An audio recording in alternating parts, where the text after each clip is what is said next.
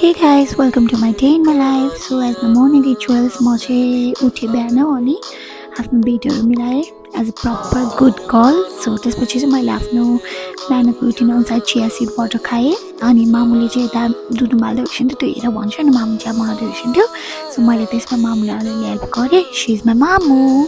अनि त्यसपछि मैले पनि मामुले बनाएको मिठो मरिचहरू हालेको राङसुक मिलालेको ब्ल्याक टी खाँदै मामुलाई गफलाई. त्यसपछि मामुले चाहिँ चामल सकेको छ लिन जाऊँ भन्छ. So we went to a shop अनि म स्कुटर स्टार्ट गर्न तल गएँ. अनि बिहान चिसोमा त हजुरले थाहा नै छ स्कुटर इजिली स्टार्ट हुँदैन. त्यसपछि मैले मामुलाई पसलमा छोड्दैन, म पेट्रोल हाल्नुको लागि चाहिँ गएँ. पेट्रोल हालेर लिएर आउँदै गर्छु भनेर. एन्ड आइज रोडमा हाम्रो आर्मी सरहरूको चाहिँ वाक चलिरहेको थियो है. अनि यहाँ चाहिँ मामुले पे गर्दै होइसिँदो रहेछ सामानहरू लिएर.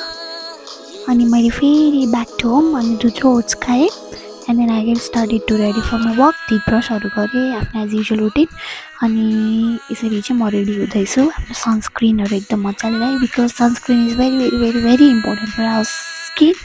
अनि त्यसपछि मैले चाहिँ यो दुइटामा कुन लाम भनेर कन्फ्युज भइरहेको थिएँ. ड्रेस किनकि फ्राइडे थियो, अब ड्रेस लाउन पाइन्छ. अनि मैले चाहिँ लास्टमा यो व्हाइटसँग पेयर अप गरेँ.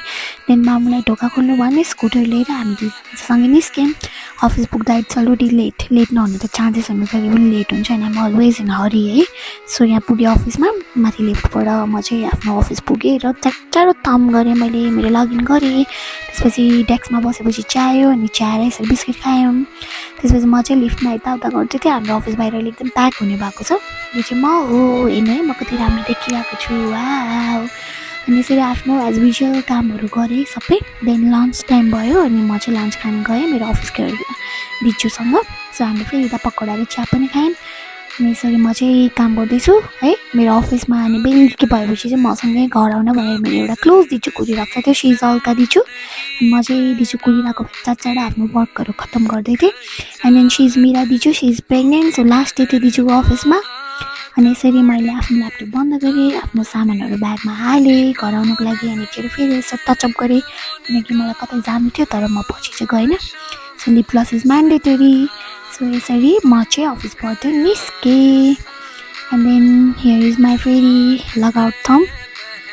हेर्छु न अफिसबाट निस्किँदा त राति नै भइसक्यो. झन्डै दिन्छु च्याप्पी छ लिफ्टमा. अनि त्यसपछि चाहिँ हामी चाहिँ अन द वे पानीपुरी खान गयौँ. ओ माई गड कति मजाले खाइसक्यो माई क्युटी पाई दिजुले. अनि फेरि मेरो पालि आयो. मैले पनि मजाले खाएँ. मजाले हेरेर कति मिठो थियो पानीपुरी पनि. एन्ड देन म घर आएँ थाकेको. मेरो अनुहार हेर्नुहोस् यस्तो देख्छु म घर आउँदाखेरि मेरो फेस. अनि I spend time with my बाबा. He is my father. Oh my god. त्यसपछि मामुलाई गुड नाइट भने मामु सुत्न गएछु. अनि मलाई चाहिँ भोक लाग्यो अनि स्प्लिट विला